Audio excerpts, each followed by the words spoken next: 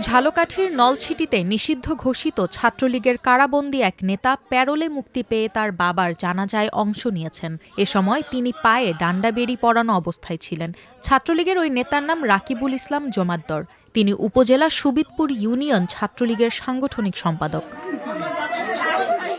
২৬ ফেব্রুয়ারি সন্ধ্যায় উপজেলার সুবিদপুর ইউনিয়নের কামদেবপুর গ্রামে রাকিবুল ইসলামের বাবা মোশাররফ জোমাদ্দরের জানাজা অনুষ্ঠিত হয়। পরে পারিবারিক গোরস্থানে তাকে দাফন করা হয়। জানাজায় অংশ নিতে ১২ ঘণ্টার জন্য প্যারোলে মুক্তি পান রাকিবুল। জানাজায় পায়ে ডান্ডাবেড়ি পরানো অবস্থায় অংশ নেন ছাত্রলীগ নেতা রাকিব। নির্ধারিত সময় শেষ হলে রাতে পুলিশি পাহারায় তাকে পুনরায় কারাগারে পাঠানো হয়। পুলিশ জানায়, একটি রাজনৈতিক মামলায় গ্রেপ্তার হয়ে প্রায় ১ মাস ধরে কারাগারে আছেন রাকিবুল ইসলাম।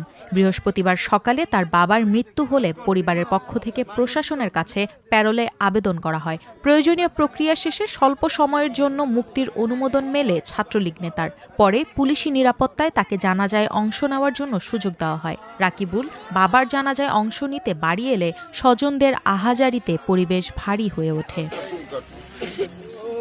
জানা যায়, আসামিকে ডান্ডাবেড়ি পরানো অবস্থায় রাখা প্রসঙ্গে নলছিটি থানার ভারপ্রাপ্ত কর্মকর্তা ওসি আরিফুল ইসলাম জানান, ১২ ঘণ্টার বেশি প্যারোলে মুক্তি দিয়ে আসামিকে বাইরে রাখার সুযোগ নেই। পুলিশ যে অবস্থায় কারাগার থেকে আসামিকে বুঝে পাবে, আবার সেই অবস্থায় কারা কর্তৃপক্ষের কাছে আসামিকে বুঝিয়ে দেবে, তাই ডান্ডাবেড়ি খোলার সুযোগ নেই।